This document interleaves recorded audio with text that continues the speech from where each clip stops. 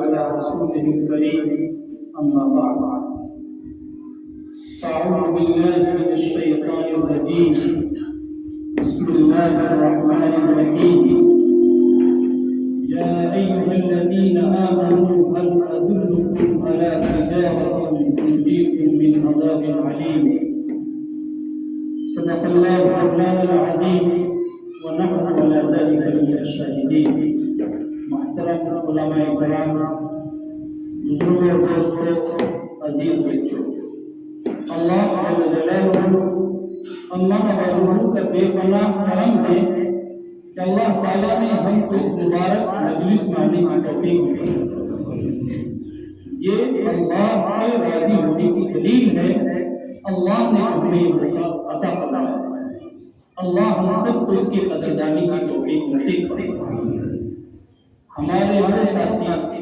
جنہوں نے اس مجلس کے لیے کوشش کی ہے اللہ تعالیٰ کو دنیا اور آخرت میں بہترین بدلہ نصیب فرمائے وہ ہمارے مقصد انہوں نے ہمارے اوپر احسان کیا ہے جنہوں نے یہ مجلس سجائی ہے اس کے لیے محنت کی ہے اور بیچاروں نے پیسہ خرچ کیا ہے کہ انہوں نے دین کی بات سننے اور سنانے کا موقع فراہم کیا واقعی بات کے قابل ہیں ورنہ آج کتنے لوگ اللہ رحم فرمائے برائی پھیلانے کے لیے پیسہ اٹھا لاکھوں کروڑوں میں خرچ کر اللہ رحم فرمائے آپ سب جانتے ہیں کتنے لوگ ہزاروں روپے خرچ کر کے گندے کام کر رہے ہیں ناچ گانے کر رہے ہیں دوسرے کو گناہوں میں ملوث کر رہے ہیں ایک آپ خوش نصیب ہے کہ آپ کا پیسہ دین کے لیے خرچ کیا اس کا بدلہ دنیا میں بھی ملے گا اور آخرت میں یہاں کہیں کہ علماء اتنا قیمتی آپ دیکھ رہے ہیں کہ اچھے انداز میں قرآن پڑھا جا رہا ہے ہر مومن کو ایک دل میں خوشی ہوتی ہے یہ اللہ کی تعریف ہے یہ محمد مصطفیٰ صلی اللہ علیہ وسلم کی تعریف اس سے بڑھ کر کیا ہمارے لیے بڑھنے کی بات ہے اللہ تعالیٰ ہمیں قدر کی توفیق نصیب فرمائے کیونکہ آج بڑا مسئلہ یہ ہے اللہ رحم فرمائے کہ ہم دین سے دور ہونے کی وجہ سے صحیح کو غلط اور غلط کو صحیح صحیح کرتے ہیں ہماری تقریباً اللہ رحم فرمائے اگر ہم دین کے اعتبار سے دیکھتے ہیں تو بہت ساری چیزیں الٹی ہوتی ہیں تو اللہ کے لیے اگر یہ علماء ہمارے بیچ میں نہ ہو دینی باتیں نہ ہوں تو ہمیں پتہ ہی نہیں چلے گا ہم کس راستے پہ جا رہے ہیں کون سا کام کتنی چیزیں ایسی ہیں کہ جن کو ہم سمجھتے ہی نہیں کہ کتنی خطرناک اور کتنی خراب ہے اللہ تعالیٰ ہم کو علماء کی قدردانی کی توفیق نصیب فرمائے سب سے پہلا مسئلہ انسان کی سوچ اور فکر کا ہے آج رحم فرمائے سوچ اور فکر کے اعتبار سے مسلمان بہت زیادہ پیچھے جا چکا ہے قرآن نے جس سوچ کو کافر کی سوچ کہا ہے اللہ رحم فرمائے آج وہ سوچ مسلمان کی ہوئی ہے قرآن یہ کہتا ہے اللہ تبارک و تعالیٰ نے سورۃ الفجر یہ 30ویں پارے کی سورت ہے اللہ نے فرمایا کہ ہم انسان کو جب آزماتے ہیں تو اسے کچھ مال دولت دنیا کی نعمتیں دیتے ہیں تو وہ آدمی کہتا ہے کہ میرے رب مجھ سے راضی ہو گیا میرے رب نے میری قدر اور اللہ تعالیٰ جب سے دوسرے اعتبار سے آزماتے ہیں غربت فقر و فاقہ انگلی ڈال دیتے ہیں تو آدمی سمجھتا ہے کہ میرے رب مجھ سے ناراض ہو گیا اللہ رحم فرمائے آج ہر آدمی یہ سوچتا ہے کہ جس کے پاس دنیا ہے ٹھیک سا مکان بنا لیا ایسی گاڑی میں بیٹھ گیا ٹھیک سا کاروبار چل گیا بچے کو کوئی ملازمت مل گئی تو ہر آدمی یہ سوچ رہا ہے کہ اس آدمی سے تو اس کا رب راضی خود بھی یہ سوچتا ہے کہ وہ بڑا مجھ سے راضی ہے میرے اوپر مہربان ہماری میواتی میں جملہ بولتے ہیں آپ نے سنا ہوگا کھانے کے لیے لانا اچھی ماں کی پڑھائی یعنی یہ سوچ رہے ہیں کہ اللہ اس سے راضی اور کوئی بیچارہ غریبی میں ہے اس کا مکان ٹھیک نہیں کپڑے ٹھیک نہیں کاروبار نہیں کھیتی نہیں ہے تو اللہ رحم فرمائے وہ خود بھی یہ سوچتا ہے کہ مجھ سے میرا رب ناراض ہے اور لوگوں کی نظر میں بھی وہ بیچارہ ناکامیاب ہے اس کی کوئی حیثیت نہیں اللہ یہ سوچ قرآن بیان کر کے اللہ یہ فرماتا ہے کہ یہ سوچ کافر کی سوچ ہے مسلمان کی نہیں دنیا ملنے پر اگر کوئی آدمی یہ سوچتا ہے کہ مجھ سے رب راضی ہے تو یہ کیوں دنیا کے ملنے اور نہ ملنے سے اللہ کی رضا کا کوئی تعلق نہیں کیونکہ آپ سب سمجھدار ہیں اللہ دنیا ان کو بھی دیتا ہے جو اللہ کو نہیں مانتے دنیا کا ملنا اللہ کے راضی ہونے کی دلیل ہوتا تو پھر تو نمرود، قارون، شداد، فرعون اور حامان یہ اللہ کے اللہ نیک ہونے چاہیے تھے، لیکن ساری دنیا جانتی ہے اللہ ان سے راضی نہیں۔ اگر غریبی اور فقر خدا نہ خواستہ اللہ کے ناراضگی کی علامت ہوتی محمد رسول اللہ صلی اللہ علیہ وسلم نے جن حالات میں زندگی گزاری ہے اس کے بارے میں آپ سوچ بھی نہیں سکتے۔ آپ نے بار حدیث سنی ہوگی، ماں عائشہ صدیقہ خود کہتی کہ نبی اکرم صلی اللہ علیہ وسلم کی بیوی اور پوری امت کی ماں ہے کہ ہمارے گھر میں 2 مہینہ چولہا نہیں سڑے، اس سے بڑی کیا بات ہو۔ تو سننے والوں نے سوال کیا کہ فطری طور پر سوال ہوگا کہ پھر ماں زندہ کیسے رہی، 2 مہینہ کھانا نہیں پکا کر رہا، آج ہم صرف کھجور کھاتے اور پانی پیتے۔ تو یہ کوئی ایسا نہیں انہوں نے مبالغہ کیا، حقیقت یہی ہے۔ لیکن کوئی کہہ سکتا ہے رسول اللہ کہ اللہ اپنے نبی سے ناراض تھا، دنیا کا کوئی آدمی یہ بات نہیں کہہ سکتا۔ تو اللہ رحمہ فرمائے ہماری سوچ اور فکر ہی غلط ہو چکی ہے۔ اب جب آدمی دنیا کو راضی ہونے کی دلیل سمجھے گا وہ دنیا کمائے گا، تو یہ سوچ رہا ہے کہ اللہ اس سے راضی ہو۔ اللہ تعالیٰ ہم سب کو صحیح سمجھ نصیب کرے۔ اب یہاں پہنچ کر ایک سوال فطری طور پر آپ کے ذہن میں آئے گا کہ پھر صحیح سوچ کیا ہے، صحیح فکر کیا ہے؟ کیونکہ یہ سوچ تو کس کی بھائی کافر کی ہے، کیونکہ قرآن میں اما الانسان اذا ما ابتلاه ربه فاکرمه ونعمه فیقول ربی اکرمن واما اذا ما ابتلاه فقدر علیہ رزقه فیقول ربی اہانن۔ کلا، اللہ نے یہ سوچ بیان کر کے جو میں نے ابھی بتائی، اللہ فرماتا ہرگز نہیں، یہ غلط ہے، کافر کی سوچ ہے، مسلمان کی سوچ نہیں۔ مسلمان کی سوچ کیا ہے؟ ہمیں کیسے پتہ چلے گا ہمارا رب ہم سے راضی ہے کہ ناراض ہے؟ اللہ کے نبی حضرت محمد مصطفیٰ صلی اللہ علیہ وسلم فرماتے ہیں اذا اراد اللہ به خیرا یفقهه فی الدین، کہ جب اللہ کسی کے ساتھ بھلائی کا ارادہ کرتا ہے، جب اللہ کسی سے راضی ہوتے ہیں تو اسے دین کی سمجھ آ جاتا ہے۔ اگر دین کی توفیق ملی، چاہے ہم محلوں میں ہیں چاہے ہم جھونپڑی میں، ہمارا رب سے راضی ہے۔ دین کی توفیق نہیں ہے، چاہے بھی ہم محلوں میں ہو چاہے جھونپڑی میں ہو، ہمارا رب سے راضی ہے۔ مایا ہے دین، جس کو دین مل گیا اللہ اس سے راضی ہے، چاہے وہ کروڑ پتی ہے، مالدار ہونا تو گناہگار ہونے کی علامت نہیں ہے۔ ایک دیندار آدمی مالدار بھی ہو سکتا ہے، غریب بھی ہو سکتا ہے، اس کا دین سے کوئی تعلق نہیں۔ دنیا کو اللہ نے مقدر کر دیا، وہ حال میں ملے کس سے رضا ناراض کا مایا ہے۔ اگر ہم نمازی ہیں، ہم روزے دار ہیں، ہم زکات دینے والے، نیکی کی توفیق مل رہی ہے، ہمارا رب ہم سے راضی ہے، چاہے دنیا کے اعتبار سے ہم غریبی میں ہوں یا ہم مالدار ہیں۔ اور اگر نیکی کی توفیق نہیں ملی، چاہے آدمی جھوٹی میں ہے، اللہ اس سے راضی نہیں۔ تو غریبی اور مالداری کا تعلق اللہ کی رضا سے نہیں ہے، اللہ کی رضا کا تعلق اللہ کے دین سے۔ تو اللہ نے ہمیں اس مجلس میں بیٹھنے کی توفیق دی ہے، اللہ نے آپ کو جلسہ کرنے کی توفیق دی ہے، اس بات کی دلیل ہے کہ اللہ آپ سے راضی ہے۔ اللہ راضی نہ ہوتا تو آپ کو اس کی توفیق نہیں دیتے، ورنہ کتنے ایسے بھی ملیں گے اتنا پیسہ خرچ ہوگا آپ فائدہ ہوگا، اس کا فائدہ قیامت میں مرنے کے بعد آپ پتہ چلے گا۔ آپ نے ان بچوں کو حوصلہ افزائی کی ہے کہ وہ یہاں قرآن پڑھ رہے ہیں، آپ نے ان کو کھانا کھلایا جو رات دن اللہ کے قرآن کو پڑھ رہے ہیں، تو یہ کوئی معمولی چیز نہیں ہے۔ آپ نے سنا ہوگا اللہ شریف نے فضائل اعمال میں ایک واقعہ لکھا ہے، واقعات اسی لیے ہیں کہ ان سے بات سمجھ میں آتی ہے۔ ایک باندی بازار میں بک رہی ہے اور بیچنے والا خود کہہ رہا ہے کہ دیوانی۔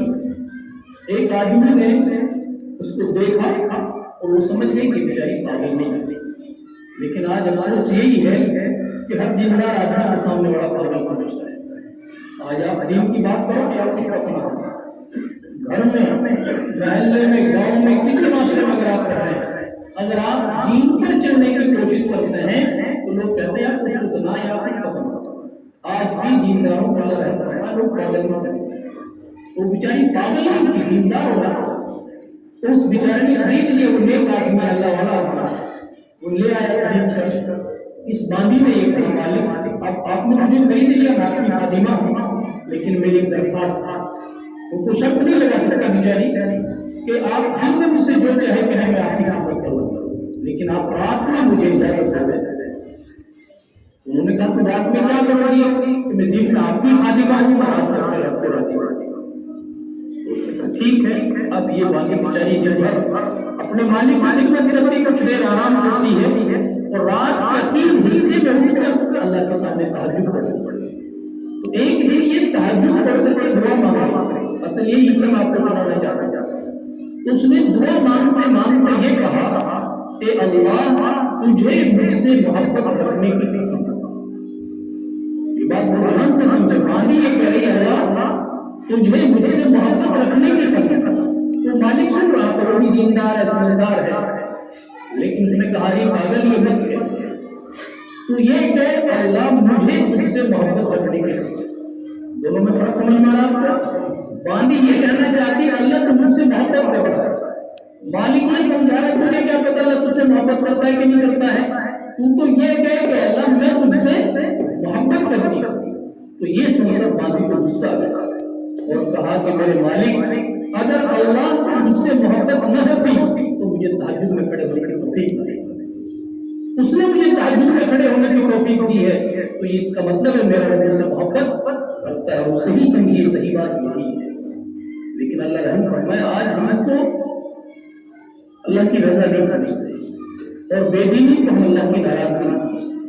اگر ہم بے دینی کو ناراضگی سمجھتے تو ہم اللہ کو راضی کرنے کی کوشش کرتے. لیکن ہمیں کوئی فرق نہیں پڑ رہا ہے. بنی اسرائیل کے جوان کا واقعہ نقل کیا ہے حدیث میں. حضرت محمد مصطفیٰ صلی اللہ علیہ وسلم نے نقل کیا کہ موسیٰ علیہ السلام کے زمانے میں ایک جوان تھا، بہت زیادہ گناہ کرتا تھا، شراب پی رہا ہے، جوا کھیل رہا ہے اور بڑی اچھی سی کھٹا کھٹا کھاتا پیتا ہے.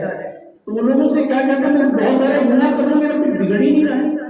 کیونکہ ہم ناراض اس کو سمجھتے ہیں کہ گھر میں ڈاکہ پڑ گیا، پیر ٹوٹ گیا، کوئی دنیا کی مصیبت آ گئی، ہم اس کو سمجھتے کہ اللہ ناراض ہے. اللہ رحم فرمائے صرف یہی ناراضگی نہیں ہے یہاں سے 1000% سے. تو وہ لوگوں سے فخر کیا کہتا تھا میرا کچھ نہیں بگڑ. تو اس زمانے میں اللہ نے موسیٰ علیہ السلام کو وحی کی کہ اس کو یہ جا کے بتاؤ موسیٰ علیہ السلام کیا یہ ناراضگی نہیں ہے کہ اس کو ہم نے اپنے سامنے کھڑے ہونے سے محروم کر دیا. اس سے بڑا عذاب کیا ہوگا جو آدمی اللہ کے گھر سے دور ہے. کیونکہ آپ سنتے ہیں اس کی جو سزا ملے گی نا وہ انتہائی خطرناک ہے. دنیا میں پیر کا ٹوٹ جانا، لاکھ 2 لاکھ کا نقصان ہو جانا کوئی نقصان نہیں ہے. اگر آخرت میں ناکامیابی ہو گئی تو سب سے بڑی بربادی ہے. لیکن آخرت ہمارے سامنے نہیں ہے بھائی، اس لیے ہمیں کوئی فرق نہیں پڑتا.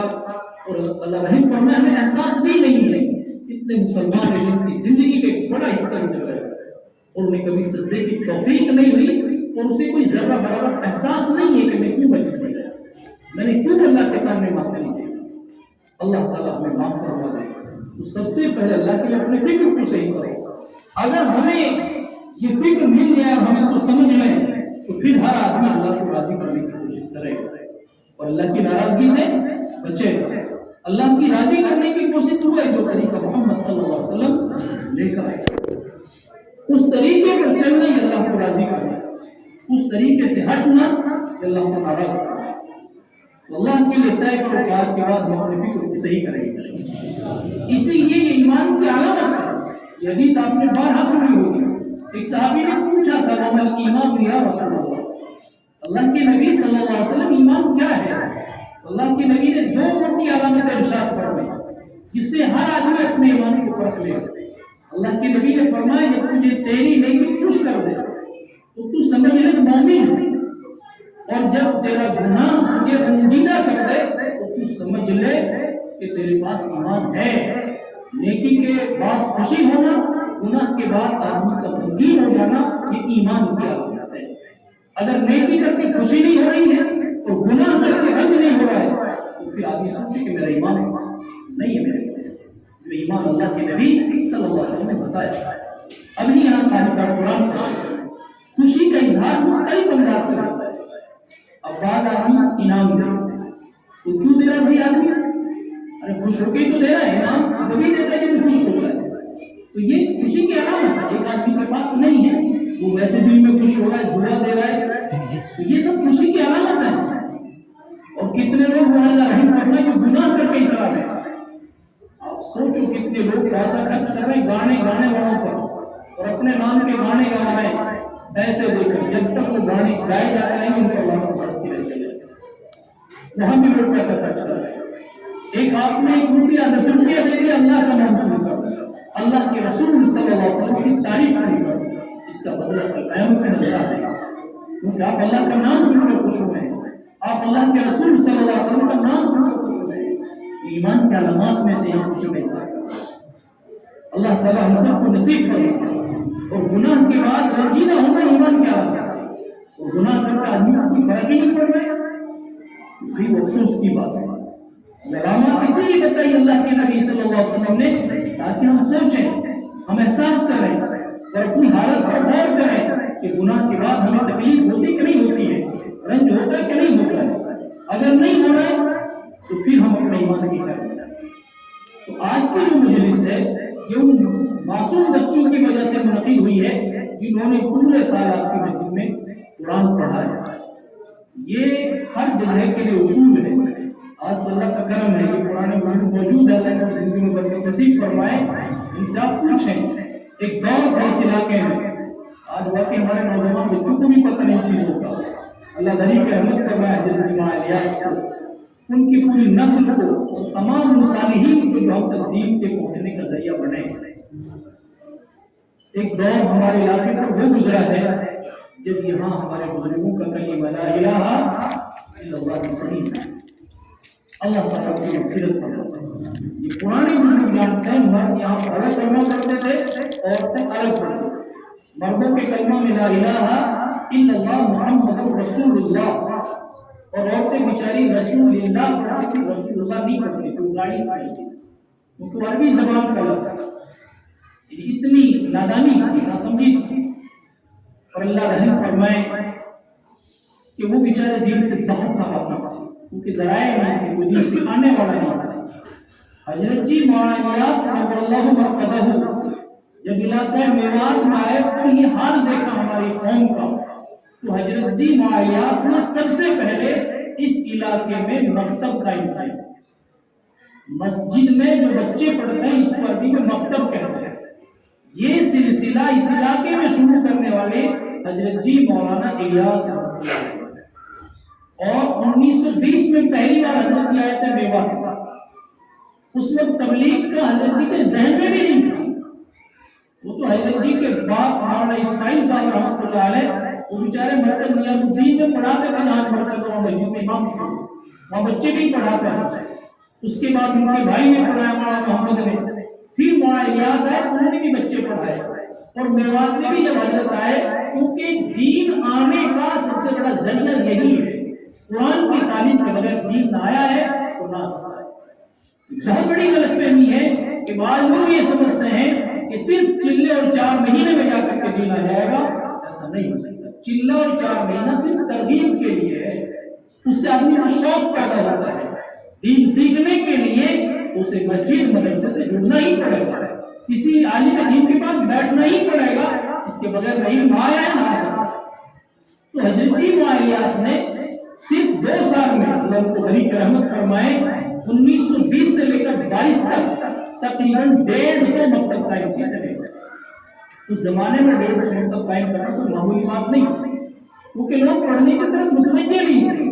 حضرت جی جب کہتے تھے مکتب کھولو، تو زمانے میں غربت بھی تھی، بچوں کی بھی اتنی بٹواری نہیں تھی، تو لوگ کہتے تھے حضرت جی بچے بھیجے گا کون پڑھنے؟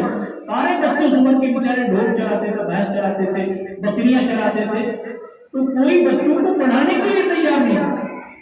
آج بہت سے لوگ بہانہ کرتے ہیں، اس وقت بالکل حالات نہیں، دور دور پڑھانے والے نہیں، لیکن حضرت جی رحمۃ اللہ علیہ کی فکر، ان کی سوچ، اس زمانے میں انہوں نے 150 مکتب قائم کیے، اور 2 سال بعد پھر انہوں کا بڑا مدرسہ قائم کیا، اور اسی زمانے سے لے کر آج تک مرکز نیاز الدین باقاعدہ مدارس اور مکاتب کی نگرانی کرتا رہا ہے۔ اس زمانے میں بھی باقاعدہ امتحان ہوتے تھے سال میں، اور مرکز سے امتحان لینے والے علماء طے تھے، اور اسی زمانے میں یہاں مولانا اسحاق صاحب نے ہمیں بارہا سنا، اللہ حضرت کی زندگی میں برکت نصیب فرمائے۔ مولانا بہت زیادہ علی ہے، ورنہ کس ابھی ان کے بیٹے نے سنا کہ ہم یہاں ہیں، انہوں نے مجھے نہیں پتا، میں بھی چل دیتا۔ ان گاؤں سے ان کو لگاؤ تھا۔ حضرت مولانا اسحاق صاحب نے ہمیں بتایا کہ میں جب یہاں مسیحات میں پڑھایا حضرت نے، کہ اس وقت ایک بھی آدمی پورے گاؤں میں بے نمازی نہیں. اب نظر لگا اس بستی کا اللہ پھر سے وہ حالات بڑھا دے. نوجوان بچوں کو بیچاروں کو پتہ نہیں کیا محنت کی جاتی ہے. حضرت جی مولانا الیاس کے دور میں 20 کلومیٹر تک اس علاقے میں کوئی بے نمازی نہیں رہا. ایک ایسا دور ہوتا اللہ کا کرم ہے. یہاں کے مدرسے مکتب وہ مثالی مکتب تھے جو آج آپ دیکھ رہے ہیں کہ ہماری چھوٹی سی مجلس میں 50 علماء کرام کئی مفتیان کرام ماشاءاللہ موجود ہیں. انہی مکاتب کی مدارس کی برکت ہے. اگر یہ سلسلہ ہمارے یہاں نہیں ہوتا تو آج ہمارے مسئلے اس وقت نہیں پہنچتے. اللہ تعالیٰ ہمیں قدر کی توفیق نصیب فرما دے. تو اس زمانے سے باقاعدہ نگرانی ہوتی ہے. امتحان اگر نہیں ہوگا تو وہی ہوگا. پچھلے بیٹھے ہوئے آپ پوچھیں کہ پچھلے تقریباً 30 سال ایسے گزرے کے وقت میں کہ ہمارے مکاتب کی کوئی پرواہ نہیں, پوچھا ہی نہیں گیا کہ آپ کیا پڑھا رہے ہیں کیا نہیں پڑھا رہے ہیں, اور مکاتب اپنے راستے سے ہٹ گئے. لوگوں کو بھی کوئی فکر نہیں ہمارے بچے پڑھ رہے ہیں کہ نہیں پڑھ رہے. پڑھانے والا بھی بیچارہ ٹائم پورا کرنے لگے, کیونکہ جب بے فکری ہوتی ہے تو ظاہر سی بات ہے وہاں کمزوری آئے گی. کہیں بھی دیکھو دنیا کے آس. اللہ تعالیٰ جزائے خیر عطا فرمائے. جو وہاں ساتھ انہوں نے اب سے تقریباً 15-16 سال پہلے مسلسل کہا کہ مکاتب کو مضبوط کرو, علماء کو بھی جلسوں میں بھی. اور حضرت نے کہا کہ جو وقت سے کام نہیں چلے گا مغرب بعد عشاء بعد پڑھانے کے لیے ائمہ سے درخواست کرو. اور حضرت نے یہ بھی کہا کہ ان کی تنخواہیں بڑھاؤ. یہ بھی ہمارے بڑے افسوس کی بات ہے. اللہ ہمیں سب کو سمجھ کی توفیق نصیب فرما دے. دیکھو دور بدل رہا ہے, دور بدل کر حالات بدلتے ہیں تو طریقے بھی بدلتے ہیں. ایک زمانہ تھا پرانے بزرگ یہاں موجود ہیں کہ ہمارے یہاں بڑی غربت تھی. ہمارا ہر کام اناج سے ہوتا تھا, پیسہ ہوتا ہی نہیں تھا. یہاں تک کہ بیچاری بہن بیٹیاں اگر وہ ساس پہل جاتی تھی ان کے بھی پلے میں اناج باندھ دیتے, اسی سے بیچاری اپنا سامان خرید کے سوغات لے جاتے تھے, کیونکہ پیسہ تصور ہی نہیں تھا پیسے کا. لیکن آج اللہ کا کرم وہ حال جا چکا ہے. اب تو بچہ بھی اناج لے کے دکان پہ نہیں جائے گا. تو یہ جب اناج کا دور ختم ہو گیا, لیکن امام کی تنخواہ آج بھی بیچارے کو اناج سے دی جا رہی ہے. اب کتنے ایسے بچے بیچارے جن کو 1000-2000 آپ مہینے میں دیں گے تو کیسے اپنا گھر چلائیں گے. اللہ کے لیے ہم سمجھے اس بات کو. اب اناج کا دور جا چکا ہے. اب ہمارا ہر کام پیسے سے ہو رہا ہے تو ہم تنخواہ بھی پیسے سے متعین کر رہے ہیں.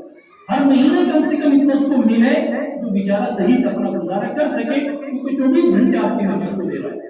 تو حضرت جی نے باقاعدہ کہا کہ آپ مغربات شباب اساتذہ سے پڑھوائیے اور ان کو الگ سے اس کی تنخواہ دو, کیونکہ وہ بیچارے ٹائم دے رہے تو آپ ان کی قدر کرو. تو اللہ کا کرم ہے, میوات میں علماء نے مشورہ کر کے یہ سلسلہ شروع کیا. اس میں مجھے بھی اپنے اوپر بھی افسوس ہے, لیکن انشاءاللہ چلو دیر سے ہی جاگے ہم, لیکن اللہ نے چاہا نتیجہ ہی ہے. واقعی اس وقت آپ ہماری طرف جا کے دیکھیں گے تو کوئی دن ایسا نہیں جاتا جس دن مسجدوں میں بچے حافظ قرآن نہیں ہوتے. جب ہم نے سلسلہ شروع کیا تھا 2008 میں تو لڑکیوں کے حافظ ہونے کا ہمارے تصور نہیں تھا. کوئی اکی دکھی بیچاری جو مرکز میں پڑھ رہی تھی, مرکز میں کیونکہ بہن بیٹیوں کا بھی سلسلہ تھا, چھوٹی چھوٹی بچوں کو چھوڑ کر جی کی تربیت میں, وہاں سے بہت ساری ایسی عورتیں جو پڑھ کے آئی انہوں نے قرآن کو حفظ بھی کیا. لیکن عام ماحول نہیں تھا ہمارے علاقے میں. جب ہم نے سلسلہ شروع کیا تو کتنے لوگوں نے مخالفت کی کہ لڑکیوں کو حافظ بنا رہا. اس وقت اللہ کا کرم ہے کئی سو لڑکیاں حافظ قرآن میں. اکثر مکاتب میں جہاں لڑکے حفظ کر رہے ہیں وہاں بیٹیاں بھی حفظ کر کے اللہ کے قبول پڑھ رہے ہیں. اور ایک ایک بستی میں محلے میں ماشاءاللہ 10-12 لڑکیاں حافظ قرآن ہو گئی. اور ایک عجیب فضا ہے, اللہ قبول فرمائے, کہ گاؤں بچے حافظ قرآن ہو رہے ہیں. تو یہ علاقہ کم نہیں ہے. ہم دیکھ رہے تھے 2004 میں جماعت میں گئے, گجرات میں ہر مسجد پہ برابر مکتب ہے, مستقل بچوں کے پڑھانے کی بلڈنگ ہے. تو ہم نے اپنے یہاں شروع کیا تو اللہ کرم یہاں بھی بڑھتے جا رہے ہیں. اللہ کا کرم ہے, یہ میرا تجربہ چھوٹی سی زندگی کا. اس قوم سے زیادہ اطاعت اور دین کو خرچ کرنے والا ہم نے نہیں دیکھا اللہ تعالیٰ. لیکن ان کو کوئی سجھانے والا بتانے والا ہو, بے پناہ خرچ کرتی ہے ہماری اللہ قبول فرمائے. اور ہر طرح کا جذبہ اس قوم میں موجود ہے. اللہ کے لیے آپ سمجھیں اس بات کو, کیونکہ یہ نسل اگر ہم نے ضائع کر دی تو ہم کبھی بھی اپنے آپ کو بچا نہیں سکتے. آج جو بچے ہمارے قابو سے باہر ہیں, جو دشمن کے آلائے کار بنے ہوئے ہیں, جن کو دشمن جن کو دیکھ کے کھیل رہا ہے اور ہنس رہا ہے, اور ہم اپنے گھر میں بیٹھ کر رو رہے ہیں. آپ سب کو معلوم ہے کہ ہماری جوان نسل اللہ رحم فرمائے اس راستے پر پہنچ چکی ہے جہاں ان کو دیکھ کر ایک ایمان والا بے چین ہو جاتا ہے۔ آپ اللہ کے لیے تھوڑی دیر کے لیے سوچو، ایک مسلمان بچہ ہے اور وہ شراب پی کر گھر آئے، کیا غلطی ہوگی اس میں؟ یہ محاسبے کا وقت ہے، فکر کا وقت ہے۔ بیان تقریر ہم سنتے رہتے ہیں لیکن اللہ کے لیے احساس کریں ہم کس دور سے گزر رہے ہیں۔ اس علاقے میں اس چیز کا کبھی تصور نہیں تھا، اللہ تعالیٰ معاف فرمائے۔ ہم نے بچپن میں دیکھا کہ کوئی خدا نہ خواستہ ایک آدمی پوری بستی میں شراب پی کر آیا تو ہنگامہ ہو جاتا تھا کہ فلاں آدمی شراب پی رہا ہے اور اس کو چھوڑنا ہی پڑتا تھا، وہ اس حال میں رہ نہیں سکتا۔ اور آج کی صورتحال یہ اللہ رحم فرمائے کہ کتنی بیٹیاں ہیں جن کا گھر گزر چکا ہے، کتنے معصوم بچے جو بیچارے رو رہے ہیں، کیونکہ فطری چیز ہے ہر گھر پر ماں بہن بیٹی معصوم بچے بن کے انتظار کرتے ہیں۔ بیوی چاہتی ہے کہ شوہر آئے گا تو کچھ لے کر آئے گا، بوڑھی کا انتظار کرتی ہے کہ بیٹا آئے گا تو کچھ لے کر آئے گا، جوان بہن انتظار میں بھائی کو آئے گا تو شادی ہوگی۔ معصوم بچے جب باپ آتا ہے تو پیروں میں چمٹ جاتے ہیں، کچھ بازار سے لے کر تو پہلے ہاتھ سے چھین لیتے ہیں، بچے کو لگتا ہے کہ ہمارا باپ کچھ لے کے آیا اور آدمی بیچارہ کوشش کرتا ہے۔ یہ ایک منظر ہے، آپ تھوڑی دیر کے اس منظر میں جائیے کہ جن گھروں پر جوان بچے شام کو شراب پی کر آتے ہیں، سوچو ہماری بیٹیاں ہیں جو بیچاری ان کے گھروں میں ہیں، ان کی بوڑھی مائیں ہیں، ان کی جوان بہنیں ہیں، ان بہنوں پر کیا گزرتی ہیں۔ کتنے ایسے معصوم بچے جو ان آدمیوں کی حالت دیکھ کر بیچارے باپ کی طرف بڑھنے کے بجائے نا دوبکر کے گھر کے کسی کونے میں جا کر روتے ہیں۔ اللہ کے لیے سوچو ان نسلوں پر رحم کرنے کون آئے گا، انہیں سنبھالنے کے لیے کون آئے گا؟ کوئی باہر سے نہیں آئے گا، ان کو سنبھالنے کی ذمہ داری میری پر ہے۔ یہ مشکل نہیں ہے لیکن اللہ رحم فرمائے ہم صرف تبصرہ کرتے ہیں۔ ایمانداری سے بتاؤ کہ ہم کسی ایسے بچے سے ملے ہیں جو بیچارہ اس گندگی میں چلا گیا ہو اور ہم نے اس کو بٹھا کر سمجھایا ہو کہ بیٹے بہت برا ہے، کیوں یہ کام کر رہے ہیں؟ یہ بچے اپنے سے نہیں جا رہے ہیں، باقاعدہ ان کی تشکیل ہوتی ہے۔ ہمارے علاقے میں وہ گندگی جو بوڑھے بڑے جانتے بھی نہیں ہیں، ایسے ایسے نشے کی چیزیں اگر خدا میں خاص لت لگ گئی نا بچے کہیں کہیں اب صرف شراب تک مسئلہ نہیں رہا ہے، ایسی گندی نشے کی چیزیں کہ بعض بچے انجیکشن لگا رہے ہیں، بعض بچے پاؤڈر سن رہے ہیں، جو بڑی ہی مہنگی ہے ہیروئن ڈرگس جیسی چیزیں جو کبھی ممبئی اور بڑے بڑے شہروں میں سنتے تھے، آج میوات کے گاؤں گاؤں میں یہ نشہ بیچا جا رہا ہے۔ یہ سوچ سمجھ کر نشہ اپنی نسلوں تک پہنچایا جا رہا ہے۔ وہ لوگ فری میں آپ کے بچوں کو نشے کا عادی بنا رہے ہیں، کیونکہ جب وہ عادی ہو جائیں گے وہ پھر اپنا سب کچھ لوٹا دیں گے۔ اس طوفان کو روکنے کے لیے اگر ہم نہیں اٹھیں گے تو کوئی اور نہیں آئے گا۔ ان بچوں کو بچانے کے لیے اللہ کے لیے رحم کرو۔ تاریخ میں ایک بہت اہم واقعہ ہے، صرف آپ ان بچوں پر رحم کریں، اللہ رحم کرنے والا ہے۔ ان پر رحم یہ کہ آپ ان سے ملیں، ان سے تنہائیوں میں ملاقات کریں، ان کو لے کے بیٹھیں، چاہے آپ کو اپنی ساتھی کے قدموں میں ڈال دیں۔ آپ ٹارگیٹ کریں کہ جب تک یہ بچہ اس برائی سے نہیں بچے گا ہم اس کو پیچھے نہیں کریں۔ انشاءاللہ العزیز ایک لیکن وہ شراب تو کچھ بھی نہیں ہے، ہمیں تو حضرت الیاس نے شرک سے لوٹایا۔ اس وقت ہمارے نام مشرکان، چاند سنگھ، دھن سنگھ، بدھ سنگھ، کانوں میں زیور، لمبی مونچھیں، داڑھی کا پتہ نہیں، دھوتی پہنی ہوئی ہے، کمری پہنی ہوئی ہے، ماں بہنیں بھاگنے پہنتی تھی، اس حال سے نکالا گیا ہے۔ تو جب ہم شرک سے لوٹ سکتے ہیں تو کیا آج ہم اپنی نسلوں کو شراب سے نہیں بچا سکتے؟ لیکن ہم نے سوچا ہی نہیں، ہم نے کبھی اس کے لیے فکر ہی نہیں کیا ہے۔ اور ایسا نہیں ہے ہماری نسل بھی ہمارے قابو سے باہر نہیں، اگر پوری دستی طے کر لے اس کے لیے دنڈ کافی نہیں ہے، پہرے داری کافی نہیں ہے، سب اس بچے کو سمجھانا ہے براہ راست دنڈ برادری پنچایت نہیں ہے، آپ مہینے 2 مہینے 6 مہینے کر سکتے ہیں۔ اسلام یہ کہتا ہے کہ اس کو اس کی برائی سمجھا دو، اسے اس گندگی سے اٹھا کر اس کو صحیح ماحول میں لے آؤ۔ قرآن اس کا علاج ہی بیان کرتا ہے، ان الصلاۃ تنہا عن الفحشاء والمنکر، کہ نماز بے حیائی اور بری باتوں سے روک دیتی ہے۔ اگر آپ بچے کو شراب سے، جوئے سے، زنا سے، جتنی بھی گندگیاں ہیں بچانا چاہتے ہیں، اللہ کے اس بچے کو نمازی بنائے، انشاءاللہ وہ ساری برائیوں سے اپنے آپ کو ہو جائے گا۔ لیکن ہم نے اس کوشش کو سمجھ لے کہ چند میاں جی 2-4 بڑے بڑے لوگ مشورہ کرتے ہیں، وہ بیچارے گھروں پر چلے جاتے ہیں، صرف ان کا کام نہیں ہے، یہ ہر مسلمان کا کام ہے کہ اپنے بچوں کو بچانے کی کوشش کرے۔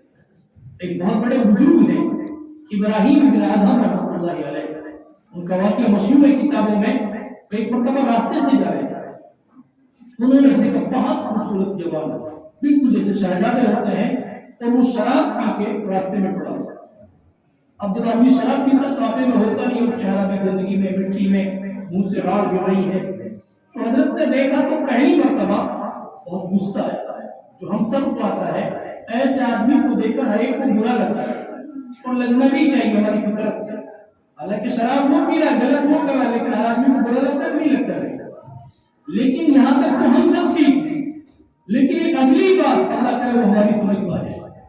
ابراہیم بن ادھم کو فوراً ایک خیال آیا, آخر یہ بھی اللہ کا بندہ ہے. ہم مسجد میں بیٹھے ہیں, ہمارا کمال ہے, اللہ کا فضل, اللہ نے ہمیں توفیق دی. بیچارے باہر ہوٹلوں پر دکانوں پر بیٹھے ہیں, محروم رہ گئے, ہمیں توفیق نہیں دی. تو حضرت کو یہ خیال آیا کہ آخر یہ بھی اللہ کا بندہ, اور بیٹھ گئے زبان کے پاس. اللہ ہمیں اس کی توفیق دے. اور پانی لگا کر ان کا چہرہ دھونے لگے. این جب شراب کی حالت میں جوان, ایسے وقت میں رحم کرنا نا, یہ اصل سمجھداری کی بات. اب چہرے پر پانی ڈالا تو وہ جوان ہوش میں آ گیا. اب دیکھا کہ چہرہ دھونے والے ابراہیم بن ادھم ان کو جانتے تھے, وہ اپنے زمانے کے سب سے بڑے ولی تھے. تو اس بچے کو بس شکل دیکھ کر کہیں شرم آئی, اور انہوں نے کہا کہ حضرت مجھے معاف کر دیں, میں آج کے بعد شراب نہیں پیوں. حضرت اٹھ کے چلے آئے, وہ بیچارہ اپنے گھر گیا.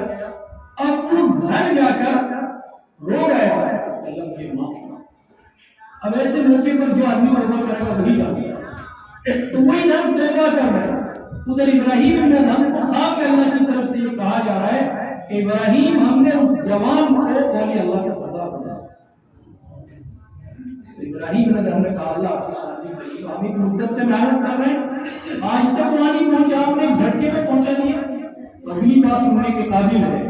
کہا کہ ابراہیم تم ایک انسان ہو, تم نے اس کا چہرہ دھل دیا یہ سمجھ کر کے ہمارا مسئلہ ہے, تو ہم تو اس کو پیدا کرنے والے, ہم نے اس کا دل صاف کرا, اور دل صاف ہے تو بیڑا اور ہو جاتا ہے. شرابی کو بھی اللہ ولی بنا دیتا ہے. یہ کوئی ضروری نہیں کہ شرابی ہی بنائے گا, اللہ کے لیے آپ مایوس ہوئے, لیکن ان پر رحم کریں کہ پورا مجمع بیٹھا اللہ کے لیے طے کرنے سے بچوں سے ملیں گے. دیکھو کام تو نہیں کرنے سے, میں صرف یہاں تقریر کر کے چلا جاؤں اس سے کام ہونے والا نہیں, اور آپ سن کر کے ختم کر دیں ماننے کو. لیکن اللہ کے لیے اگر آپ نے طے کیا, انشاءاللہ العزیز ایک دن آئے گا کہ وہ بچے آپ کو دعا دیں گے. ایسے واقعات بے پناہ ہیں آج بھی. ایک لڑکے مجھے خود بتایا, میرے ساتھ بیچارہ جماعت میں تھا, اور وہ پولیس میں کام کرتا ہے بیچارہ. ایک دن اس کی ڈیوٹی تھی, ایک دن فجر کی نماز پڑھ کے نکل رہے تو اس کے چہرے پہ داڑھی, اسلامی شکل. ایک بیچاری عورت راستے میں کھڑی تھی, اس نے کہا کہ بھائی آپ میرے گھر چل دیں, میرے شوہر کو سمجھا دیں, وہ مجھے بہت پریشان کرتا ہے. یہ جوان بیچارہ چلا گیا. تو آدمی کے انداز سے پتہ چل جاتا ہے کہ یہ واقعی دکھی. یہ گیا تو جا کے دیکھا کہ اس کا شوہر شراب کے نشے میں, اور پورے کپڑے اٹھے ہوئے پاگل ہو گیا. اس نے کہا بہن کیا بات ہے کہ بھائی یہی میرا شوہر ہے, یہ رات دن شراب پیتا ہے, میں بہت پریشان ہوں, آپ مجھے لگے کہ آپ اچھے آدمی ہیں تو میں اس لیے آپ کو لے کر. اس نے کہا کہ بہن ابھی ہوش میں نہیں, ابھی کیا سنے گا, یہ جب ہوش میں آ جائے, صاف ستھرے ہو جائے تو مجھے بتانا, میں پھر آؤں. یہ لڑکا بیچارہ پھر گیا جب اسے عورت نے چین میں بتایا. اب اس نے اس کو سمجھانا شروع کیا. وہ خود یہ واقعہ بتا رہے تھے, اللہ ہم سب کو اس کی توفیق دے دے. لیکن میں ایک مہینہ مسلسل اس جوان کو سمجھاتا رہا, اللہ کا کرم شراب سے غائب ہو گیا, اس میں شراب اللہ کے لیے سمجھے ہم. اب ہم نے تو بس یہ بگڑ گیا, اب ہم اس کی طرف دیکھنا ہی چھوڑ گئے, ہم اس سے بات ہی نہیں کرتے. کوئی کہہ بھی کر نہیں تو شراب پی رہا ہے. اللہ کے بندے, حضرت جی مولانا الیاس نے اس وقت گلے لگایا تھا جب ہمارے بوڑھے بڑوں کے چہرے مسلمانوں کے چہرے ہی لگتے تھے. جب وہ نظام الدین جاتے تھے, ان حالت میں دیکھ کر جن کے کانوں میں زیور, ہاتھوں میں بانکڑے, داڑھی کا پتہ نہیں, حضرت جی ان کے لیے اپنے گھر میں کئی کئی قسم کے کھانے بنواتے کہ میرے چودھری ہے, ان کا اکرام کرتے ہیں. اب ان بیچاروں کو شرم آتی تھی کہ ہم تو کس حال میں ہیں, اور یہ اتنا بڑا آدمی ہمارے لیے اپنے گھر سے کھانے لا رہا ہے, اور ان کی منت سماجت کر دے. آدمی کی نسل میں اللہ نے کتنے بڑے لوگ پیدا کر دے, کتنی دنیا کو دیا ہے. اگر آپ ان بچوں کو رحم کریں گے تو اللہ تبارک و تعالیٰ ان بچوں کو برباد ہونے سے آپ کی زندگی سے بچا لے گا. یہ مشکل نہیں ہے. ابھی شراب پینے والے 2-3% ہے, ساری دنیا شراب نہیں پی رہی ہے, سب برباد نہیں ہو رہے ہیں. لیکن اگر ہم نہیں کھڑے ہوئے تو آپ ظاہر سی بات ہے جان رہے ہیں وہ بیماری پھیل رہی ہے اور پھیلتی چلی جائے گی. ہم ان کے خلاف کھڑے ہو گئے تو انشاءاللہ اتفاق ہو جائے گا. ایسے بے پناہ واقعات ہے تاریخ میں کہ اللہ تعالیٰ جب دینے پاتے ہیں تو معمولی سی نیکی پر آدمی کو کہیں سے کہیں پہنچا دیتا ہے. یا آج قرآن کی نسبت پر آپ یہاں بیٹھ رہے ہیں. تاریخ میں ایک واقعہ لکھا ہے قرآن کی برکت کا. ایک ایسے ہی آدمی کا نام تھا بشر. یہ بے پناہ شراب پیتے بیچارے اور عام طور پر شراب کے حالت میں رہتے ہیں. ایک دن وہ راستے سے گزر رہے مسلمان تھے تو دیکھا کہ قرآن کا ایک ورقہ راستے میں پڑا ہوا. اب وہ اتنا تو جانتے ہیں کہ قرآن ہے اٹھایا وہیں سے شراب کے نشے میں اب گھر گیا. ورقہ راستے میں تھا تو ورقے پر مٹی گرد غبار اس کو دھلا گلاب کے پانی سے اور دھلنے کے بعد اب اس کو لے کے کھڑے سر پر کہ اس کو میں کہاں رکھوں. یہ تو اللہ کے قرآن کا کاغذ ہے اس کو اونچی جگہ رکھنا چاہیے. اب وہ دیکھ کر اس نے اپنے گھر میں جو سب سے بڑا تاپ تھا آڑا تھا اس میں وہ ورقہ رکھ دیا. یہ بیچارہ سو گیا. رات کو اسے خواب میں دکھائی دے رہا ہے کہ اس سے کوئی کہہ رہا ہے کہ بشر تم نے آج ہمارے کلام کی عزت کی ہے. ہم تمہیں اتنی عزت دیں گے کہ تم سوچ بھی. اب اس کی نیند کھلی. اسے شرم آئی کہ اللہ کتنا کریم ہے. میں نے پوری زندگی شراب میں گزار دیا اور آج میں نے صرف قرآن کے کاغذ کو اٹھا کر اونچی جگہ رکھنا تو آج بھی مجھے نہیں بھولا. اب رو رہا اللہ کے سامنے اللہ مجھے معاف کر. آج تک کے لیے مجھے معاف کر. اللہ بہت کریم ہے. حدیث میں حضرت محمد مصطفیٰ صلی اللہ علیہ وسلم کا فرمان ہے التائب من الذنب کمن لا ذنب له کہ گناہ سے توبہ کرنے والا ایسا ہو جاتا ہے جیسے اس نے وہ گناہ کیا ہی نہیں. اللہ کے نبی کہہ رہے کوئی دنیا کا آدمی نہیں کہہ رہا ہے. توبہ سے سب کچھ اللہ معاف کرتا ہے. تو وہ اس کے بعد توبہ کر کے علم حاصل کرنے چاہتے اور اتنے بڑے عالم ہو کہ پھر قرآن پڑھنے لگے ترجمہ سمجھنے لگے. قرآن کریم کے آیت سے اللہ فرماتے ہیں وَجَعَلْنَا الْأَرْضَ مِهَادًا کہ ہم نے زمین کو فرش بنایا. تو بشر آج اس مقام پر ہے وہ کہتے ہیں کہ زمین تو اللہ کا فرش ہے میں اس پر ننگے پیر نہیں چل سکتا. لیکن جب آدمی ترقی کرتا رہے کہ شراب پی کے گھوم رہا ہے بیچارہ لیکن آج اتنا بڑا ولی وہ کہتا ہے زمین اللہ کا فرش ہے میں اس پہ جوتے پہن کے کیسے کروں کہ زمین پر جوتے پہن کے کرنا کوئی گناہ نہیں ہے. لیکن جب آدمی ترقی کرتا ہے پھر چھوٹی سی چیز اسے بری لگتی ہے تو اس نے قسم کھا لی کہ میں جوتی نہیں پہنوں گا میں اللہ کے فرش پر ننگے پیر چلوں گا. علماء نے لکھا ہے کہ ان کی کرامت یہ ہوئی کہ جب وہ زمین پہ چلتے تھے اگر کہیں راستے میں گندگی ہوتی زمین پھٹتی تو گندگی پیچھے چلی جاتی کہ کہیں بشر کے پیر گندے نہ ہو. اس لیے ان کا لقب پڑ گیا تھا حافی. حافی کہتے ہیں جو ننگے پیر چلتا ہے ابھاڑے سے بنایا ہوا ہے. تو یہ بیچارہ شراب سے قرآن کی برکت سے کہاں پہنچا اور یہ کہاں. آج آپ نے بچوں کا لحاظ کیا ہے. آج آپ نے اس امام کی حوصلہ افزائی کی جو بیچارے آپ قرآن پڑھا رہے پورے سال سے. اللہ آپ کو اس کا بہترین بدل دے گا. ماشاءاللہ ہمیں امتحان کو نہیں کہہ سکا ہم دیر سے آئے لیکن میں نے دیکھا جن ساتھیوں نے امتحان لیا اللہ کو قبول فرمائے 100 سے زیادہ بچے آپ کی مسجد میں پڑھ رہے اور انہوں نے لکھا ہے کہ بہت اچھی محنت اللہ کو قبول فرمائے. اور یہ بھی یاد رکھنا بھائی امتحان وہی کراتا ہے جو کچھ نہ کچھ کرتا ہے بیچارہ. جو پڑھاتے نہیں نا وہ بیچارے کہنے سے بھی امتحان نہیں کراتے کئی بار. کیونکہ آپ دنیا میں دیکھ لو جو مکان بنائے گا نا ڈھنگ کا سا وہ رشتے داروں کو فون کر کے بلاتے ہیں یار دیکھ ہمیں گھر بنا ہے اور جس بیچارے کا گھر ویسے ہی ہوتا ہے وہ بیچارہ چاہتا ہے کہ گھر کوئی آوے ہی. یہ تو آپ نے محسوس کیا ہو کہ نہیں کیا ہوگا کیونکہ جس چیز پر محنت لگتی ہے جو آدمی کی نظر میں اچھی ہوتی ہے اسے سب کو دکھانا چاہتا ہے اور جہاں آدمی کو لگ رہا ہے کہ یہ کمزوری ہے اسے چھپانا چاہتا ہے. تو ان کا امتحان کرانا ہی اس بات کی علامت ہے. انہوں نے محنت کی ہے. ہمارے قریب میں ایک آدمی تھے بیچارے آدمی تھے مسجد میں پڑھاتے تھے تو اس نے بہت اصرار کیا کہ آپ ہمارے بچہ آگے دیکھ لیں کہ آپ صبح کا ٹائم ہے ہمارا بھی پڑھانے کا ٹائم ہے. تو کہہ رہے جو 1 منٹ کے لیے آ جائے مجھے جب ہی لگ رہا ہے کہ اس نے بہت محنت کی ہوگی. تو ہم وہاں گئے 2 ساتھی ہم امتحان لینے والے اور ہمارے کام تھے. واقعی بڑی حیرت تھی. میں نے 1 سال پہلے بھی وہاں امتحان لیا تھا. اب میں وہی سوچ رہا تھا کہ اس کو وہاں اتنی اچھی محنت نہیں تھی. تو ہم نے جا کے دیکھا کہ 26 بچے خود میں نے ان کا امتحان لیا. اللہ کا فضل ایک بھی بچہ غلط نہیں کرتا. مطلب آپ کی بات نے کمال کر دی. میں نے بس اسی لیے آپ کو بلایا.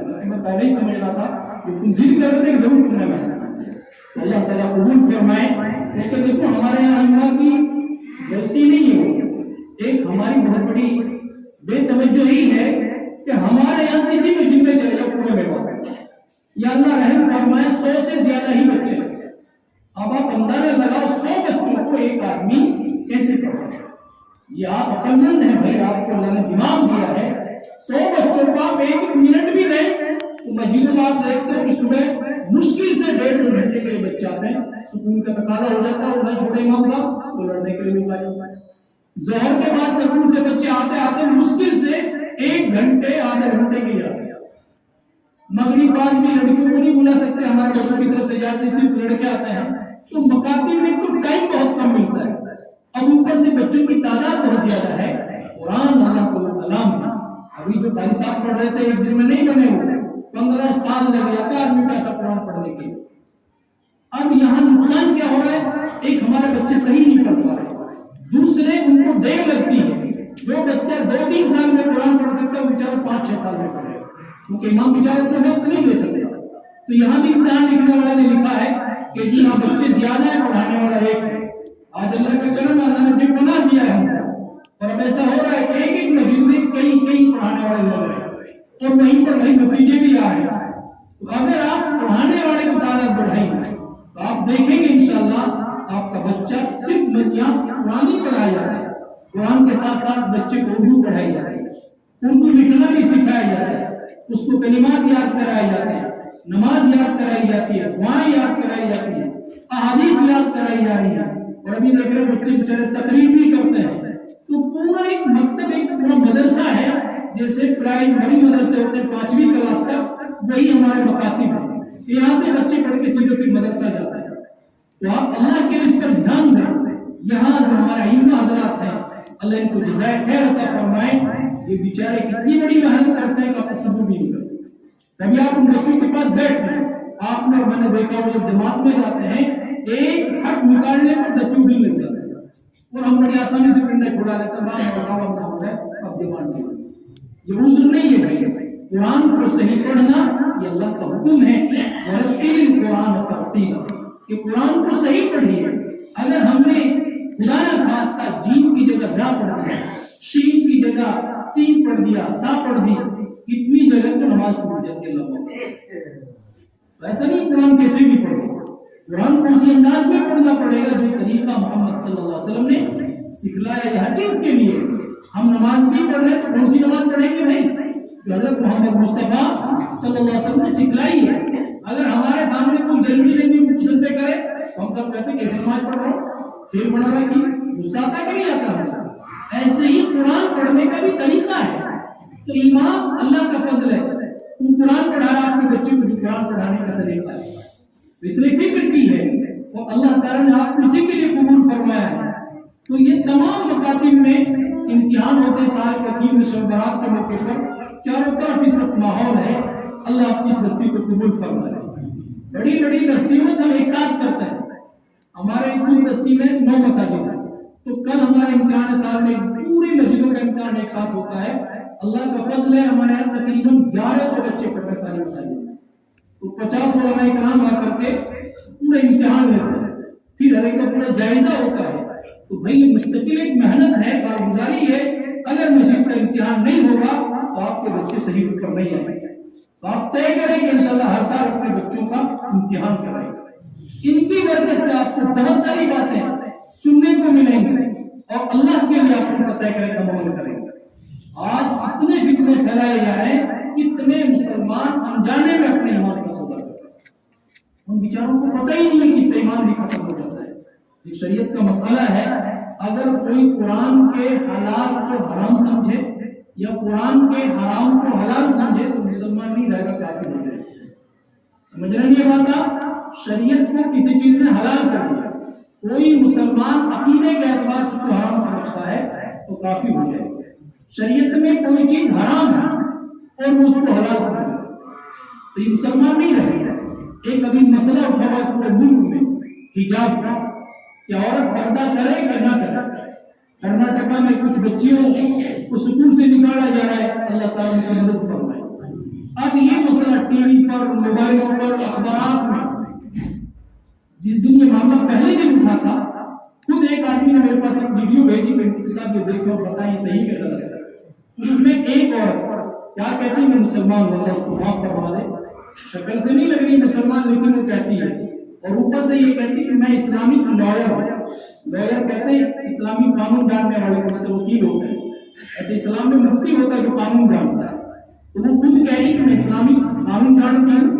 اب اس سے دوسری عورت پوچھ رہی ہے کہ شریعت میں پردہ ہے، تو اس نے بڑی بے حیائی سے یہ کہہ دیا کہ شریعت میں کوئی پردہ نہیں ہے، شریعت میں پردے کا حکم نہیں. اللہ رحم فرمائے، علماء سے پوچھیے، قرآن میں اللہ نے حکم دیا کل للمؤمنات یدنین علیہن من جلابیبہن. اے نبی آپ مسلمان عورتوں سے کہہ دیجیے کہ اپنے اوپر چادر ڈالیں. عورت کے لیے پورے جسم کو اجنبی مرد سے چھپانا یہ اللہ کا حکم ہے. اب اگر کوئی مسلمان یہ کہتے پردہ ضروری نہیں ہے، جو بیچارے اسکول کالجوں میں گئے، انہوں نے کبھی مدرسہ یا کسی عالم کی بات نہیں سنی کہ بھائی وہاں تو ڈریس میں جانا ہی پڑے گا، ڈریس ضروری ہے، پردہ کرنا کوئی ضروری ہے. اللہ رحم فرمائے، آدمی جان سے کہ ایک گناہ، ایک اس کو صحیح سمجھنا. ایک آدمی نماز نہیں پڑھتا، ممکن اللہ تعالیٰ سے معاف کرنا، لیکن کوئی یہ کہہ دے نماز فرض ہی نہیں ہے تو آپ سب سمجھتے اس ایمان ختم ہو جائے. شادی شدہ ہے تو نکاح ٹوٹ جائے، اس نے اب تک جتنی نیکیاں کی ہیں سب ختم ہو جاتی ہیں. کیونکہ اصول ہے کلمہ لا الہ الا اللہ اتنا بابرکت کلمہ ہے. اگر 80 سال کا کافر یہ کلمہ پڑھ لیتا ہے، کلمہ پڑھتے ہی کفر کے زمانے کے سارے گناہ معاف. یہ اللہ کے نبی کہتے ہیں اسلام یہ دین ماتا کہ اسلام اپنے سے پہلے تمام گناہوں کو ختم کر دیتا ہے. کلمہ پڑھتے ہی اتنا بابرکت کلمہ ہے یہ. اللہ ہمیں قدر کی توفیق نصیب فرمائے. ایسے ہی شرک اور کفر اتنی گندگی ہے، خدا نہ خواستہ 100 سال کا مسلمان بھی اگر کفر اختیار کر لے، شرک کر لے، تو اس نے اب تک جو نیکیاں کی تھی اسی وقت ساری ختم ہو جائے. اگر حج کا رکن حج بھی ختم ہے، اگر وہ اسلام قبول کرے گا تو دوبارہ سے حج کرنا پڑے گا. جتنی نیکیاں کی تھی وہ سب بیکار ہو جائے. آج سوچ سمجھ کر یہ فتنے اٹھائے جا رہے ہیں. آپ سوچیں اللہ کے لیے ہم ایک بہت خطرناک دور سے گزر رہے ہیں. یہ دوسرا پہلو ہے. اس وقت میں سمجھتا ہوں ہم سے زیادہ بیوقوف اور غافل کوئی نہیں دنیا میں. ہمیں روزانہ انجیکشن دیے جا رہے ہیں جاگنے کے، لیکن ہم اور زیادہ سو رہے ہیں.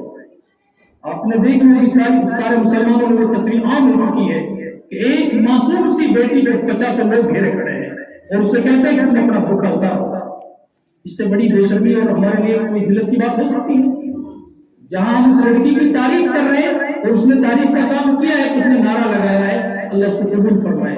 لیکن تصویر کا دوسرا رخ بھی دیکھو کہ ہماری ایک بیٹی کو 50 گنڈے یہ کہہ رہے ہیں کہ تم اپنا بھوکا اتارو، تم بھوکا نہیں پہن سکتی. سوچو ہم کس دور سے گزر رہے ہیں. ایک زمانہ تھا ہمارا مدینے کے بازار میں، پورا بازار یہودیوں کا ہے. وہاں ایک مسلمان کسی ضرورت سے چلی جاتی ہے عورت اور وہ اپنا جسم پردے سے ڈھانپے ہوئے ہیں چادر سے، کیونکہ شریعت کا حکم آ چکا تھا. یہ آج کی نئی بات نہیں، یہ دور میں ہوتا رہتا ہے. تو ایک یہودی نے ایک بہت بڑی نالائی کی کہ اس مسلمان بہن کی چادر پر پیر رکھا. جب وہ بیچاری آگے چلی تو چادر نیچے آگے کھسک کر کے ان کا صرف سر کھول رہا. اکیلا مسلمان یہ منظر دیکھ رہا، پورا بازار یہودیوں کا ہے. تو یہ غیرت ایمانی تھی کہ اس نے تلوار اٹھائی سب الگ کہ تو نے ایک مسلمان بہن کی چادر اتار کیسے؟ اس نے یہ نہیں دیکھا کہ بعد میں ہوگا کیا، میں اکیلا ہوں، کچھ نہیں سوچا. ان کی غیرت ایمانی نے قبول ہی نہیں کیا. اس نے ایک بہن کو ننگے سر کر دیا. آج روزانہ ہماری بہن پہننا کیا جا رہا ہے، روزانہ مسجدوں کو آگ لگائی جا رہی ہے. یہ ہمیں بیدار کرنے کے لیے ہے، ہمیں جگانے کے لیے حالات ہیں، اور پھر ہم مسجدوں سے دور ہیں، ہمیں کوئی پرواہ نہیں ہے. اللہ کے بندو یہ حالات اپنے آپ نہیں آئے، ان حالات کو ہم خود اپنے اوپر مسلط کیا ہے. قرآن کہتا ہے ظہر فساد فی البر والبحر بما کسبت ایدی الناس، کہ خشکی اور تری میں جو حالات آتے ہیں وہ ہمارے ہاتھوں کی کمائی ہے، یہ ہمارے گناہوں کی سزا ہے جس کو ہم دھو رہے ہیں. اگر ہم چاہتے ہیں یہ حالات بدل جائیں تو آپ اللہ کے گھر کو آباد کیجیے. یہ پہلا مرحلہ ہے. اس لیے میں نے قرآن کریم کی ایک آیت پڑھی تھی خطبے میں. اللہ فرماتا ہے لوگوں کیا میں تمہیں ایسی تجارت نہ بتاؤں جو تمہیں دردناک عذاب سے نجات دے. یا ایھا الذین آمنوا هل ادلکم علی تجارۃ تنجیکم من عذاب الیم. اللہ فرماتا ہے تؤمنون باللہ ورسولہ، کہ تم اللہ اور اس کے رسول پر ایمان لاؤ. یہ پہلی شرط ہے. یا سوال ہوتا ہے، پہلے اللہ خود کہہ رہے ہیں یا ایھا الذین آمنوا، ایمان والے اللہ خود کہہ رہے کہ ایمان والوں میں تمہیں ایسی تجارت نہ بتاؤں. اور پھر اللہ دوبارہ خود یہ کہہ رہے ہیں کہ تم ایمان لاؤ اللہ اور اس کے رسول پر. تو جب ابھی ہمیں ایمان والا کہا گیا ہے تو یہ کون سے ایمان اور کون سے ایمان کی دعوت دی جا رہی ہے؟ ایک سوال اٹھتا ہے کہ اللہ خود کہہ رہے ہیں کہ ایمان والو میں تمہیں ایسی تجارت نہ بتاؤں کہ جس سے تم دردناک عذاب سے بچ جاؤ. تو جب اللہ نے بچنے کے لیے بتایا تو پہلی بات یہ کہی کہ تم اللہ اور اس کے رسول پر ایمان لاؤ. یا ایمان لانے کا مطلب مفسرین نے لکھا ہے کہ تم سچے پکے مسلمان ہو. ابھی ہم نام کے مسلمان ہیں, ایمان کی صفات ہمارے اندر نہیں. اللہ کا وہ پتہ چلتا ہے جب ہم حدیث پڑھتے ہیں, قرآن پڑھتے ہیں. اللہ کے نبی صلی اللہ علیہ وسلم کا فرمان ہے المؤمن لا یکذب, کہ مومن جھوٹ نہیں بولے. مومن اگر جھوٹ بولتا ہے تو مومن کامل نہیں ہے. یہ نبی اکرم صلی اللہ علیہ وسلم کہتے ہیں. اب آپ سوچیں, اللہ رحم فرمائے کتنے مسلمان ایسے ملیں گے جو یہ کہتا ہے تھوڑے بہت نہیں جاتا ہے, تھوڑا بہت جھوٹ تو بولنا ہی پڑا ہے. ایسا گندا جملہ کم سے کم ایک مسلمان نہیں کہہ سکتا. جھوٹ حرام ہے, جھوٹ شرک کے برابر ہے, اور یہ ہمارے معاشرے کا حصہ بن چکا ہے. چھوٹا بڑا مرد عورتیں اللہ رحم فرمائے کسی کو پرواہ نہیں, یوں ہی دھڑلے سے بغیر سوچے سمجھے یہ بھی نہیں سوچتے کہ اس کا کتنا بڑا نقصان ہو. اللہ کے لیے توبہ کریں, ہم جھوٹ میں کمال کے بعد کیوں نہیں بولے. آدمی جھوٹ کیوں بولتا ہے؟ وہ یہ سوچتا ہے کہ میں جھوٹ بول کر کسی مصیبت سے بچ جاؤں گا یا میں کوئی نفع حاصل کروں گا. یہ دو وجہ ہوتی ہیں ہم کو جھوٹ بولنے کی, کسی مصیبت سے بچنا یا کوئی نفع حاصل کرنا. اللہ کے نبی صلی اللہ علیہ وسلم فرماتے ہیں الصدق ينجي والكذب يهلك, سچائی بچاتی ہے, جھوٹ ہلاک کرتا ہے. جھوٹ سے نہ ہم مصیبت سے بچ سکتے ہیں نہ جھوٹ سے ہم کوئی نفع حاصل کر سکتے ہیں, کیونکہ اللہ کے نبی فرماتے ہیں جھوٹ برباد کرے گا. جھوٹ بولنے والا کبھی بچ ہی نہیں سکتا. اور جب آدمی سچ بولے گا تو اللہ ایسی نجات دیتے ہیں ہمیں اور آپ سوچ ہی نہیں سکتے, ہمارا دماغ ہی نہیں جا سکتا. لیکن ہم صرف محمد رسول اللہ صلی اللہ علیہ وسلم پر بھروسہ کر کے طے کریں کہ ہم سچ بولیں گے. کاندھلے کا واقعہ ہے, وہ ایک بہت بڑے مفتی تھے مفتی الہی بخش رحمۃ اللہ علیہ. ایک مرتبہ کاندھلے میں مسلمان ایک جگہ مسجد بنا رہے ہیں. انگریز کا زمانہ ہے تو غیر مسلم کو آ کے دعویٰ کرتے ہیں کہ یہ جگہ تو ہماری ہے. مسلمان کہہ رہے جگہ ہماری ہے. دونوں طرف سے اختلاف ہو گیا اور معاملہ عدالت تک چلا گیا. عدالت میں جج نے پوچھا تو دونوں طرف سے اپنے اپنے لڑائی گواہ. آج تو اللہ رحم فرمائے جھوٹ کا ایسا رواج ہے, آج جو انصاف نہیں مل رہا اس کی وجہ جھوٹ ہے. ایسا افسوس ہوتا ہے غیر مسلم ہنستے ہمارے پیچھے کہ یہ ایک طرف سے بھی حاجی آئے گا, داڑھی بھی ہے چہرے پہ, نمازی آدمی ہے, اور آنے والا بتا رہا حج کر رہا ہو حاجی. پہلے غیر مسلم حاجی کو بہت بڑی چیز سمجھتے تھے. اب یہ حاجی قرآن پہ ہاتھ لے کے کہہ رہا ہے کہ جی یہ آدمی لڑائی میں ہے ہی نہیں. یہ پارٹی چلی گئی قسم کھا کے قرآن کھا کے, دوسری پارٹی آتی وہ بھی ایک حاجی کو لاتی ہے. یہ حاجی بھی قرآن ہاتھ پر رکھ کے کہتا کہ جی وہ آدمی پہلے لاٹھی مارا. آپ سوچو کیا فیصلہ لے کے گیا ہمارے پاس. ادھر بھی حاجی ہے اور ادھر بھی حاجی ہے. یہ بیچارہ غیر مسلم ہنستا ہے کہ حاجی کیسا ہے, ان کا قرآن کیسا ہے, یہ کون سا دین ہے. اللہ کے لیے سوچو, ایک مسلمان اتنا گر جاتا ہے اب ہم دوسروں کو گاڑی دے رہے ہیں. یہ ہماری بربادی کی وجہ ہے. ہم میں اس وقت کوئی نہیں دیکھتا یہ صحیح ہے کہ غلط ہے. آج تک یہ جہالت ہے, یہی تو پتہ چلتا سلیمان کا. ابھی ایک جگہ ایک معاملہ ہو گیا ہمارے یہاں, تو میں نے دیکھا ہر آدمی جو آ رہا ہے وہاں پر, بڑے افسوس کی بات ہے, میری زندگی کا پہلا واقعہ. میں بھی سوچتا ہوں مجھے حیرت ہو جاتی ہے اور تھوڑی دیر کے لیے دماغ عجیب سی حالت میں چلا جاتا ہے کہ اس میں 4 مہینے والے نمازی تہجد گزار تک کو میں نے دیکھا, سب نے لکھوا ہے پیچھے ہو کے رہے گی. یہ جملہ اتنا بڑا گندا جملہ ہے, ایک مسلمان نہیں بول سکتا. پتہ ہے اللہ کے نبی کیا کہتے ہیں, جس آدمی نے ظلم پر کسی کی مدد کی وہ اسلام سے نکل گیا. ایک آدمی ظلم کر رہا ہوں, میں اس کا ساتھ دے رہا ہوں, تو میں برابر کا مجرم بچ نہیں سکتا. میں مجھے پتا ہے آدمی غلط لکھوا رہا ہے دوسرے کو, بیچارہ لڑائی میں ہے نہیں, اور وہ کہنا لکھوا دو. وہ FIR میں نے 3 بار پڑھی, اور آخر میں نے کہا اگر تم یہ حرام کام کرو گے تو ہم تمہارے جنازے تک میں نہیں آئیں گے. تب جا کر کے بڑی مشکل سے میرے سامنے کہ جیسا مفتی صاحب کا ایسے کر لو, اور وہ نہیں کرتا ہی نہ پتہ رہا ہے مور صاحب نے تم ایسے کرے سام کہہ رہے ہیں. یہ وہ لوگ ہیں جو اپنے آپ کو دیندار سمجھتے ہیں. اللہ رحم فرمائے کون سے رخ پہ جا رہے ہیں, وہ ہم ہی سے غلط کرا کر ہمارے پیچھے ہنستے ہیں آپ سوچو آج کا مسلمان کیا کرے گا دوسرے کے مقابلے میں. ایک بھائی دوسرے بھائی کی بیٹی کی شادی کو پیٹنا چاہتا ہے کہ اس کی لڑکی سے بڑھیا شادی کروں گا میں. اللہ کے بندو کس کو نیچا دکھا رہے ہو؟ ایک مسلمان وہ کس کی بیٹی ہے جس کی شادی کو آپ پیٹ رہے ہو؟ اپنے لڑکے کی شادی آپ بھائی کے لڑکے کی شادی سے اونچا کرنا چاہتے ہو. تم بھائی کو ذلیل کر کے کیسے عزیز عزت والے بڑھ گئے؟ اور ہم سوچے ہم مسلمان ہیں. اس جہالت کا تو کوئی جواب ہی نہیں دنیا میں. ایک سگا بھائی اپنے دوسرے سگے بھائی کی بیٹی کے رشتے سے اونچا رشتہ کرنا چاہتا ہے جان بوجھ کر. ایک سگی بہن دوسری سگی بہن کو نیچے دکھانا چاہتی ہے کہ اپنے گھر والے سے غریب کیا کہ گھر والے سے بڑی ہمارا ڈالنی ہے. ایک غیر مسلم نے مجھے خود کہا کہ تمہارے لوگ کتنے پاگل ہیں کہ ہم سے 1 لاکھ کی مالا لے جاتے ہیں 1 گھنٹے کے لیے کرائے پر ہم 10,000 روپے لیتے ہیں گھنٹے کے, اور تم 10,000 روپے کسی غریب بیٹی کو نہیں دے سکتے. آج بھی ایسی بیٹیاں ہیں اس علاقے میں جن بیچاریوں کے پاس شادی کے لیے کپڑے نہیں ہیں, اور ہم حرام میں اڑا رہے ہیں کتنے پیسے. ہمارے گھروں پر 20,000 کی لائٹ جل جاتی ہے اس وقت شادی میں, دھول گھوڑا جلاتے ہیں. خود ایک گاؤں کا واقعہ ہے, یہ ابھی 5-4 سال پہلے کا ہے. ایک جوان لڑکی بیچاری خودکشی کر کے مر گئی, اللہ نے معاف کر دیا.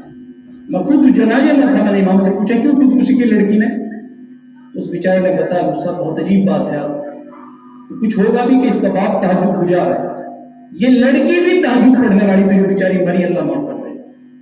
لیکن وجہ کیا ہوئی کہ بیچارہ وہ غریب تھا, گھر میں کچھ نہیں اس کے. اب ایک دن رات کو بیچارہ باپ اور ماں دونوں بتلا رہے ہیں کہ بیٹی جوان ہو گئی, گھر میں کچھ ہے نہیں, کیسے اس کو بھیجیں. اب اس بیٹی نے بیچاری نے سن لیا اور اس کے دل میں ایک اچھی بات آ گئی کہ میں کتنی بدنصیب ہوں کہ میری وجہ سے میرے ماں باپ رات کو سوتے نہیں. اور اسے بھی پتا ہے کہ میرے گھر میں کچھ ہے نہیں, وہ بیچاری خودکشی کر کے مر گئی, اللہ سے معاف کر دے. پہلے بوڑھے بڑوں سے پوچھو, کسی کے گھر میں بیٹی جوان ہوتی تھی, آپس میں سب کو پتا ہوتا ہے اس کے گھر کی حالت کیا ہے. اس سے نہیں کہتے یار فلانے کی لالی جوان ہوئی نکالنی ہے, اور وہ بتا کر بھی جب شادی کر دے گا انتظام کر دے گا. اور اب کہا گیا جب آئے گا اس کو جب دیکھیں گے.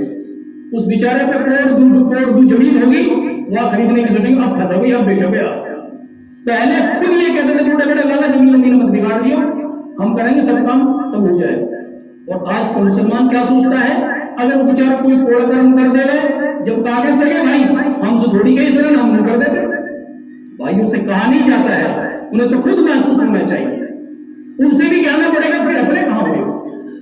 اللہ کے بندو یہ بداخلاقی ہے ہمارے اندر, آج بھی ہم اس میں جی رہے ہیں, اور آج اسی حال میں ہم زندگیاں گزار رہے ہیں کہ ایک سگی بہن دوسری سگی بہن کو ذلیل کر رہی. بتاؤ کون سا کمال ہوا ہے. اس سے فطری طور پر تکلیف ہوتی ہے کہ آپ چھوٹی بہن کو بڑی بہن نیچے دکھا رہی ہے, اور اس کو پتہ ہے کتنے سارے حادثات ہو جاتے ہیں. ایک آدمی خود لے گیا اپنے داماد کو, اس کی بیوی نے منع کیا, بیچاری جیسے بتا رہی تھی کہ تم مت لے جا, میرا باپ غریب ہے وہ تمہیں کچھ نہیں دے گا. لیکن اس کو تو بیچارے کو فخر ہے, بس لے گا 1 لاکھ کی مالا, 10,000 کرایہ میں دیے.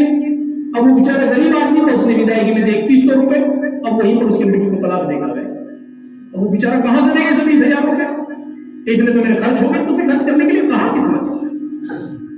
یہ آج ہمارے علاقے میں ہو رہا ہے صبح سے لے کر شام تک. اور شادیوں میں اتنی بے دینی, ابھی تو ہمیں شادی کی تاریخ رکھنے کا دین معلوم نہیں. آپ پوچھو مولانا صاحب, کتنے لوگ شادی کے دن ہی ایسی بڑی غلطی کر دیتے ہیں ان کے بچے کہ پوری زندگی بھگتتے ہیں بیچارے. آپ نے مسئلہ سنا ہوگا کہ جب عورت ناپاک ہوتی ہے اس سے مرد کا ملنا حرام ہے. اگر حلال سمجھ کے ملے گا نا, ایمان چھوڑ نکل جائے گا. یہ اللہ کا حکم ہے, قرآن میں اللہ نے فرمایا. کتنے ایسے بیوقوف ہیں ان دنوں میں شادی لکھتے جن دنوں میں بچی بیچاری ناپاک. تو عورتوں سے تو پوچھتے نہیں, بیٹھک پر بیٹھے گا لکھنے والے, تو یار فلاں رشتے داری 20 کو 21 کو لکھ دو, 25 کو لکھتا ہے. یہ تمہارا کام نہیں ہے. یہ ماں بہنوں سے پوچھو کہ بیٹی شوہر کے گھر جانے میں 3 دنوں میں جا سکتی ہے. یہ کوئی شرم کی چیزیں نہیں ہیں, یہ دین ہے.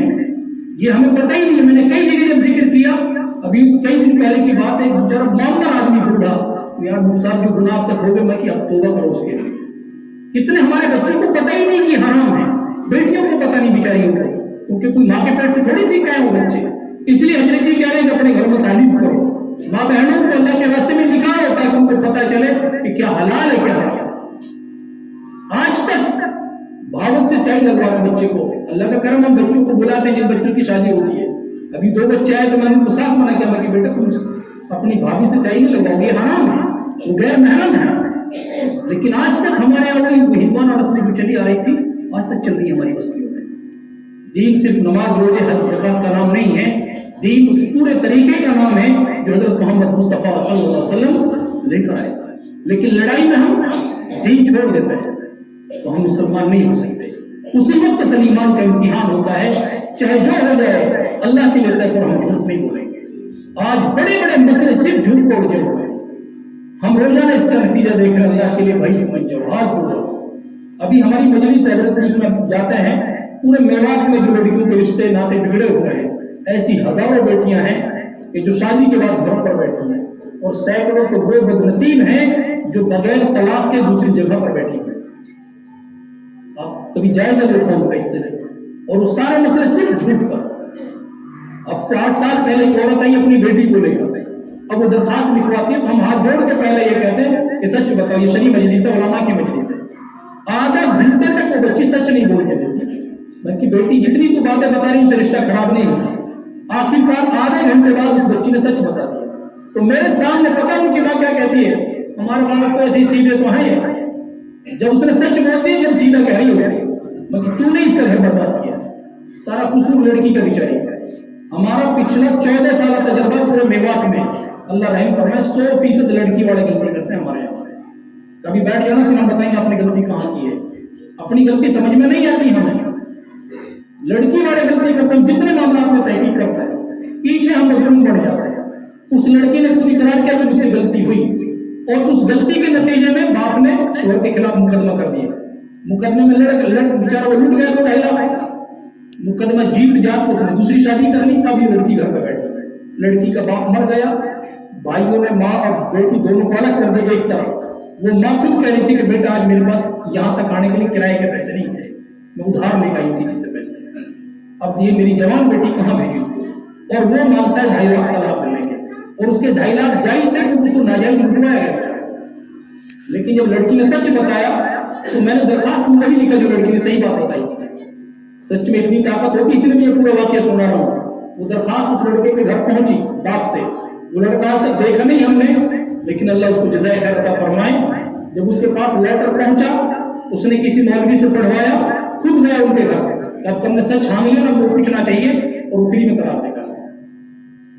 اس نے دیکھ لیا کہ آپ نے سچ حامی ہے، وہ پوچھنا چاہیے، کیونکہ سچائی میں نجات ہے، یہ نبی اکرم صلی اللہ علیہ وسلم کہتے ہیں۔ لیکن ہم سوچ رہے ہیں جھوٹ بولیں گے ہم پھنس جائیں گے، سچ بولیں گے ہم پھنس جائیں گے، اس لیے جھوٹ بولتے ہیں، صرف صبح سے لے کر شام تک ہم پھنسی اس لیے نہیں کہ ہم جھوٹ بول رہے ہیں۔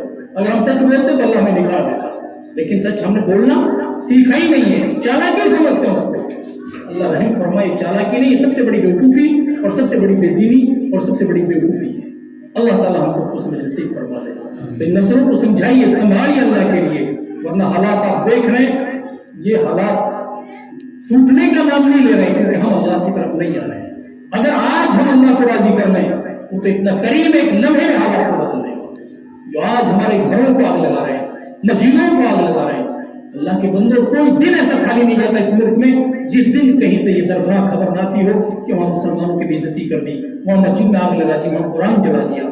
تو اس سے بھی بڑھ کر کون سا وقت آئے گا جب ہماری آنکھیں کھلیں گی اور جب ہم اللہ کی طرف رجوع کریں گے؟ اس وقت اگر ہم نے اللہ کو نہیں راضی کیا تو کون سا وقت آئے گا ہم اللہ کے راضی کرنے کا؟ یہ اس کا وقت نہیں ہے کہ ہم ہتھیار اٹھا لیں۔ ابھی آپ اس پوزیشن میں نہیں ہیں، آپ اللہ کے لیے اللہ کے گھروں میں آ جائیے، آپ اللہ سے مانگیے، آپ اللہ پر اعتماد کریں، پہلے آپ اللہ کو تو راضی کریں۔ جو مسلمان ابھی بیچارہ یہی پتہ نہیں پردے کا حکم کیا ہے، وہ پردے کے لیے کیسے لڑائی لڑے گا؟ وہاں وہ بیٹیاں اپنا پیپر چھوڑ رہی ہیں، پورے سال کی پڑھائی جا سکتی ہے، وہ تو لڑائی لڑ رہی ہے، اور یہاں ایک بیٹھ کر ٹی وی کے سامنے ارا سکول میں کیسے جانا پڑا، کل جانے کی سکول ہے، وہ ایسے گندے جملے بول رہا ہے، وہ اخبار پڑھ کے بکواس کر رہے ہیں یہاں بیٹھ کر۔ وہ بیچاری وہاں مقدمہ لڑ رہی ہے، انہیں کچھ پریشانی نہیں ہے، اور یہ بیٹھ کے یہاں تبصرہ کر اللہ معاف فرما دے۔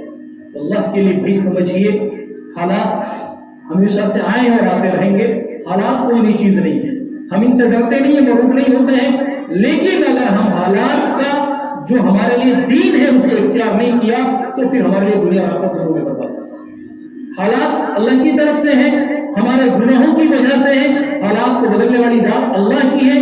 حضرت مولانا یوسف کا مشہور ملفوظ ہے کہ دنیا میں جو حالات آتے ہیں وہ انسانی عمل کی وجہ سے، عمل اچھے ہیں تو حالات بھی اچھے ہیں، عمل خراب ہے تو حالات بھی خراب ہیں۔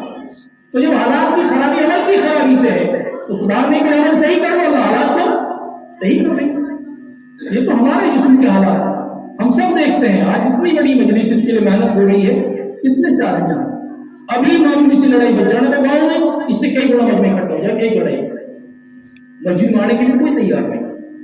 یہاں علماء کی اتنی بڑی تعداد، آپ سوچو کہ یہاں عوام کے برابر ماشاء اللہ علماء بیٹھے ہوئے ہیں۔ تو اللہ کے لیے بھائی دین کو مستقل شادی کا موقع ہے تو اپنے بچے کو، بیٹے کو بھیجو کسی عالم دین کے پاس، کو بتائے گا کہ شادی کا دین کیا ہے۔ لڑائی جھگڑا ہو جائے تو پوچھو تب شریعت کیا کہتا ہے۔ وہاں تو سیدھے یہ کہتا مول صاحب نمک پوچھو نہ پکنا ہے، اگر ہم کو پتہ نہیں پھر آپ کو کچھ پتہ نہیں۔ ایسے مسلمان بھی ہیں بیچارے، ایک لڑکا ہے بیچارہ باہر کماتا ہے، گھر میں لڑائی ہو گئی پیچھے سے، اب بیوی تو عورت تو بیچاری عورت ہوتی، اسے کیا پتا کیا کتنا من کا بگڑا بیچارہ۔ دیکھیے سمجھدار ایسے بھی ہیں، وہ بیچارہ باہر سے آیا مہاراشٹر سے سیدھے مدرسے کہ مجھ سے میرے گھر میں ایسے ہوگی، اب دفعہ کہا کرنا۔ میں نے پوری داستان سن کے کہا کہ تو پہلے ان لوگوں سے بھی پوچھ، یہ تو تیری بیوی کی بات ہے جن سے تمہاری بیوی کی لڑائی ہوئی، ان کے خاص بھائی تھے، اور کسی میں نے بتایا وہ ہمارے قریب کے تم فلاں آدمی کو لے جا، ان سے جا کر پوچھ۔ وہ بیچارہ ان کے گھر گیا اس آدمی کو لے کر، انہوں نے جو داستان سنائی تو پوری غلطی اس کی بیوی کی۔ اس بیچارے نے معافی مانگی ان سے، معاملہ وہی ختم ہو گیا۔ تو وہ خود کہہ رہا تھا کہ مفتی صاحب میں اپنی بیوی کی بات سن کے اتنے غصے میں تھا کہ یا تو میں رہوں گا یا وہی رہیں گے، مرنے مارنے پر تھا۔ اور وہاں جا کر بیچارے کو جب صحیح سنا تو آپ کا پتہ چلا تو اسے معافی مانگ کے اپنی گھر میں گھسنے نہیں دے رہی کہ تو یہ ٹٹوا رہا، تو یہ کر رہا ہے۔ وہ بیچارہ پھر بھی آیا، میں کبھی اس کے گھر والوں کو بولا اور گھر والوں کو بولا میں بھی آؤں گا، پھر ہم اس سے بات کریں گے بیٹھ کر۔ تب ان کے گھر والے آئے، ان کو بتایا کہ یہ معاملہ ہوا ہے۔ اب اس عورت کو 2 گھنٹے بعد محسوس ہو رہا ہے کہ میری غلطی ہے، اور میں کس کا نقصان یہ ہوتا اگر یہ تیری بات پہ چل جاتا تو یہ بھی بیچارہ جیل میں ہوتا، یہ گھر بھی نہیں رہتا جہاں تم بیٹھے ہوئے۔ تو اللہ کے بندو کرنے سے پہلے کسی سے مشورہ کرو، پوچھو۔ جذبات میں بہ جانا یہ دین نہیں ہے، یہ سب سے بڑی بے دینی ہے۔ صحابہ اپنے تمام مسائل نبی اکرم صلی اللہ علیہ وسلم سے حل کراتے ہیں۔ آج تو قدم قدم پر علماء ہیں، آپ خوش نصیب ہیں، ورنہ آج بھی ایسے علاقے موجود ہیں جہاں کوئی بیچارہ دین کی بات بتانے والا نہیں۔ ہمارے قریب ہے ہریانہ، ہم ایک بستی میں گئے، 8-9 سال کے بچوں کو ماں بہنیں بیچاری لے کے آئی کہ ہمارے بچوں کے کان میں کسی نے اذان نہیں پڑھی، ہم کو اذان پڑھنے والا ہے۔ ایک بار ہم نے ایک شہر میں اجتماع کیا تو ایک بوڑھا آدمی بیچارہ، کیونکہ میں نے آج زندگی میں پہلی بار یہاں دین کی بات سنی، کوئی ہمیں بتانے والا نہیں آیا۔ وہ ہم نے کتنے بچوں کو دیکھا بیچاروں کو کلمہ نہیں آتا، ان کے نام بیچاروں کے رمیش، راکیش، راجیش جیسے نام مسلمان بچوں۔ یہ ہمارے قریب کا علاقہ کوئی زیادہ دور نہیں ہے، اور آپ کی ہر محلے میں بستی میں ماشاءاللہ علماء ہیں۔ یہ اس کام کی برکت، اللہ اس کام کی حفاظت فرمائے۔ یہ حضرت جی معالیاس کی اس محنت کا صدقہ ہے کہ آج پوری دنیا اس علاقے کو جانتی ہے، پوری دنیا سے اللہ کا کرم ہے، آپ کے لیے دعائیں ہوتی ہیں۔ تو اللہ کے لیے اس علاقے کو مثالی علاقہ بنا دو۔ یہ حضرت جی کی تمنا تھی کہ میں اس علاقے کو مثالی بناؤں اور میں دنیا والوں کو بلاؤں کہ دوستوں کے بعد آؤ اگر دین سیکھنا، اور حضرت جی نے یہ بنا کے دکھایا۔ اس زمانے میں جو آیا ہے وہ یہاں سے متاثر ہو کے گیا ہے۔ اب میری اور آپ کی ذمہ داری بنتی ہے کہ ہم اس کے لیے فکر کریں گے، کریں گے بھائی۔ تمام جوانوں کو اللہ کی راہ میں نکالو اور ان تمام بچوں کو مساجد کے حوالے کرو۔ اس حال میں بھی اگر ہمارے بچے قرآن نہیں پڑھے تو ہم سے زیادہ بڑا بیوقوف اور بدقسمت آدمی کوئی نہیں ہے۔ اللہ ہم سب کو معاف فرما دے۔ ماں بہنوں کو مستقل اللہ کے لیے لے کے بیٹھو، ان کو دین سکھاؤ، ان کے لیے مستقل علماء کی مجلس کراؤ۔ آپ کے ماشاءاللہ اچھے خاصے علماء موجود اس بستی میں، تو یہاں ماحول بنے گا تو یہ تو ایک محلے کا آدمی جتنے یہاں بیٹھے ہوئے ہیں، آپ مہینے میں کم سے کم ایک مجلس ہونی چاہیے آپ کی بستی میں علماء کی۔ وہی حضرت جی کہہ رہے ہیں کہ علماء سے دین سیکھو، علماء سے وقت لو۔ اگر آپ یہ مسائل نہیں سیکھیں گے تو آپ کو پتہ ہی نہیں چلے گا کہ ہم صحیح ہیں کہ غلط۔ تو یہ بیان میں ساری باتیں نہیں آتی، کوئی دو بات میں نے مثال کے طور پر ذکر کی ہے۔ اگر آپ مستقل وقت دیں گے کسی چیز کے لیے تو پورا دین سمجھائے گا آپ طالب علم انشاءاللہ۔ آپ کو تجارت کرنی ہے تو علماء سے پوچھو، آپ کو سیاست کرنی ہے تو علماء سے پوچھو کہ میں سیاست کروں کیسے۔ اسلام ہر چیز سکھاتا ہے۔ اللہ کے نبی دنیا کے سب سے بڑے سیاسی انسان۔ سیاست صرف سرپنچ بننے کو نہیں کہتے، سیاست کا مطلب ہے اللہ کے دین کو دنیا میں نافذ کرنا، ہر آدمی کو اس کا حق دلوانا۔ یہ کام نبی اکرم صلی اللہ علیہ وسلم نے کر کے دکھایا ہے۔ آج کی سیاست میں تو غریبوں کو لوٹ لو اور اپنے مکان بنا لو، جو بیچارہ سرپنچ بننا تھا اسی کا دم پڑا جاتا ہے، اسی کا مکان بن جاتا ہے۔ اللہ کے نبی صلی اللہ علیہ وسلم کی سیاست میں تو یہ دین تھا کہ ایک مرتبہ غلام آئے، آپ کی سگی بیٹی ہے فاطمہ، سب سے پیاری اور چہیتی بیٹی، آپ جب مدینے سے باہر جاتے ہیں سب سے قریب سے مل کے جاتے ہیں، اور جب آتے ہیں تو سب سے پہلے فاطمہ سے ملتے ہیں۔ وہ بیچاری گھر میں خود کام کرتی ہیں، جھاڑو لگاتی ہیں، پانی لاتی ہیں، چکی پیستی ہیں، ان کے ہاتھوں میں نشان پڑ گئے تھے۔ تو ایک مرتبہ اللہ کے نبی کے پاس سے غلام اور باندھی آئے، تو حضرت علی نے کہا کہ اللہ کے نبی کے پاس غلام آئے ہیں، باندھی آئی، تم جا کے مانگ لو، کوئی مل جائے تو کام میں آسانی ہو جائے گی۔ حضرت فاطمہ گئی تو اللہ کے نبی لوگوں کے ساتھ بیٹھے ہوئے تھے، آگے شرم کی وجہ سے حضرت عائشہ کو بتا کے آئی کہ ابا کو یہ بتا دینا۔ اللہ کے نبی گئے، عائشہ نے بتایا کہ فاطمہ ہی کیوں یہ کہہ کے گئے۔ اللہ کے نبی رات کو ہی گھر آئے فاطمہ کے، اور کمال دیکھیے اللہ ہم سب کو ایسا دل نصیب فرما دے۔ کہا بیٹی میں تمہیں غلام دے سکتا ہوں، باندھی دے سکتا ہوں، لیکن بدر کے یتیم بچے تم سے زیادہ مستحق ہیں، وہ بچے جن کے باپ بدر میں شہید ہو گئے تھے، کہ میں یہ غلام پہلے ان کو دوں گا، میں اپنی بیٹی کو نہیں دوں گا۔ آج سرپنچ کی بیٹی کی شادی میں تو 1 لاکھ خرچ ہو جاتا ہے، غریب کی بیٹی کے پاس کپڑے نہیں ہوتے۔ یہ سیاست نبی اکرم صلی اللہ علیہ وسلم کی سیاست نہیں ہے، یہودیوں کی سیاست ہے، یہ عیسائیوں کی سیاست ہے، مشرکین کی سیاست ہے۔ آپ کی سیاست تو خود پیٹ پر پتھر باندھ کر دوسروں کو کھانا کھلانا ہے۔ یہ سیاست آج بھی زندہ ہو سکتی ہے اگر دور طے کر لیں۔ اللہ ہمارے سیاسی لوگوں کو شرم عطا فرما دے، وہ پوچھے علماء سے کہ سیاست کیسے کرنی ہے، پھر ہم بتائیں گے کہ محمد رسول اللہ صلی اللہ علیہ وسلم نے کیسی سیاست کی۔ آپ نے اسلامی حکومت قائم کر کے دکھائی ہے پورے حجاز میں، جس کو آج کل سعودیہ کہا جاتا ہے۔ جو آدمی کو لوگ پتھر مارتے ہیں، جس کو پاگل کہتے ہیں، جس کے ساتھیوں کو آگ پہ لٹایا جاتا ہے، وہ 23 سال میں اتنا بڑا کارنامہ انجام دیتے ہیں کہ اس پورے ملک پر قابض ہو جاتے ہیں اور آپ کی حکومت قائم ہو جاتی ہے۔ اس سے بڑی سیاست اور کیا ہوگا؟ اگر آپ کو عزت ہی لینی ہے، آپ کو حکومت ہی کرنی ہے، تو آئیے محمد رسول اللہ صلی اللہ علیہ وسلم کے دروازے پر اور آپ سیکھیں سیاست کسے کہتے ہیں۔ لیکن یہ سوچتے ہیں موضوعات بات تو سیاست، ہاں یہ گندی سیاست جس میں گھروں کو آگ لگائی جاتی ہے، جس میں لوگوں کو لڑا کر اپنے آپ کو بڑا بنایا جاتا ہے، اس سیاست پر ہم لعنت بھیجتے ہیں۔ یہ سیاست محمد رسول اللہ کی سیاست نہیں ہے، یہود کی سیاست ہے۔ یہ سیاست ہم بہت پہلے سے ختم کر چکے ہیں، اور انشاءاللہ العزیز اسلام کا دور آنے والا ہے قریب، یاد رکھا، انصاف لوٹ رہا ہے، یہ کالے بادل چھٹنے والے ہیں قریب، اللہ کی طرف سے پھر اسلام رونما ہوگا، اسلام کو اللہ تعالیٰ نصیب فرمائے گا۔ یہ محمد رسول اللہ کی پیشین کو یہ پوری ہو کے رہے گی، وقت اللہ ہی جانتا ہے، لیکن لگ رہا حالات کہ قریب ہی ہونے والا ہے انشاءاللہ العزیز۔ تو آپ مایوس نہ ہو، لیکن ہر شعبے میں اللہ کے دین کو زندہ کریں گے انشاءاللہ، یہ طے ہے۔ ہم جہاں ہیں، جس ماحول میں ہیں، آپ اپنے آپ کو بیلا میں سمجھو، ماحول یہ نہیں باس ہوتے سب بنیں گے نا جب ہم سدھریں گے، نہیں، مجھے سدھرنا ہے، کوئی سدھرے نہ سدھرے، مجھے چلنا ہے، کوئی چلے نہ چلے، اپنے اقدار سے اور آپ طے کریں گے انشاءاللہ۔ تو اللہ تعالیٰ ہم سب کو قبول فرما لے، اللہ ہماری اس مجلس کو قبول فرما لے، اللہ تبارک تعالیٰ عمل کی توفیق نصیب فرمائے۔